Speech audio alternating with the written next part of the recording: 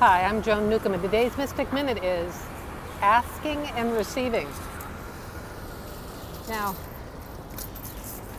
I'm obviously still in New York, and it is a huge growth space, and I also notice that lots of people are in huge growth spaces.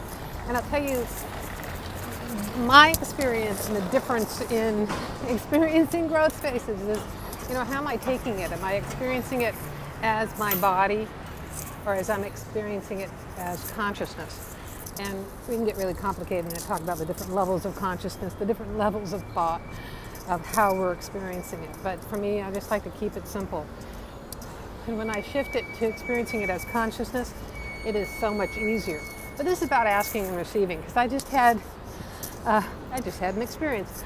I went to the small business library where I'm holding a meetup this weekend, and they have very strict rules. It's like, if you do not show up there with X amount of people, your reservation is canceled. And this is a meetup. People show up when they can, and you have X number of people signed up, but maybe half show up. I'm actually thinking of going ahead and posting the address now.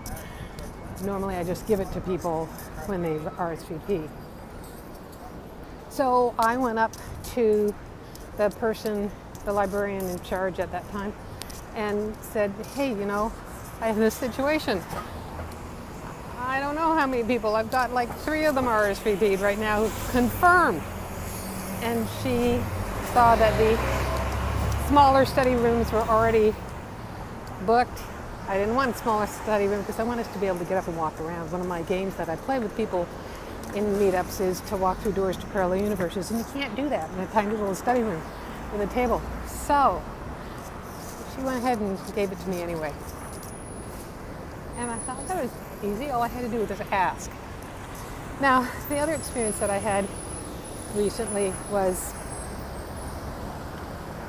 it's been like just a week and a half, but I had this experience on Tuesday. I've been trying to get my little brother on Medicaid. I have to go to this Medicaid office in Queens, and I've been going over and over again. There's been a shit show mistake after another.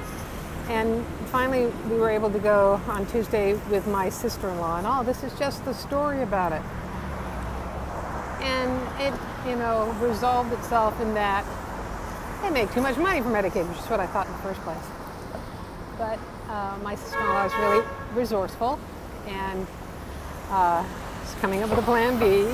But I was a friggin' wreck at the end of that, which is not my normal experience. I had to go to a Starbucks and just recover with a Frappuccino. And I realize now, as I'm telling you this, it's because, I'm experiencing everybody's growth space. My sister-in-law's in a huge growth space. She wants to retire. My little brother's in a growth space. He's, disabled now. I just want to buy a house on Vashon Island. While spending all my time in New York City. So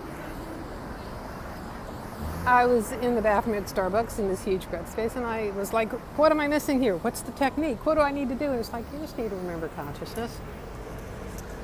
You just need to remember consciousness. So here's the thing about that. Asking and receiving from like a law of attraction level is putting it out there to something outside of yourself, outside in the universe. I'm going to share this with you as I'm talking. Yeah. And I have no idea who she is up there, but you can't see her anyway, but all these really great characters.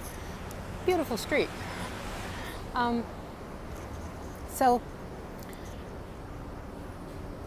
when you're operating at a certain level of body, when you're operating as body personality, is something more powerful than you that is also in charge of your reality, and things are happening to you, and it's all this density and effort. It feels really uncomfortable, and you're, so powerless.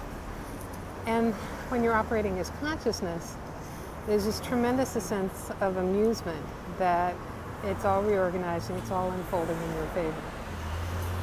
It's really hard to grok when you're operating as body, because then, you're mind wants to take over and try to control everything and manage it and manipulate it and use these techniques to make something happen.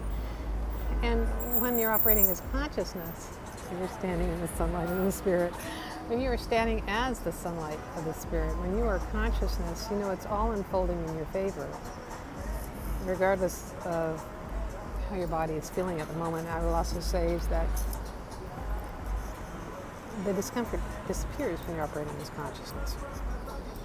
When you're right in the present moment, all that stuff just dissipates. And the world has background music. So, if you like these videos, you can subscribe to them on YouTube. You can also sign up below to get them in your inbox. If you want to know more, my website is joan-newcomb.com. I write a weekly blog. Actually, I write an irregular blog now. It's coming out when I can do it.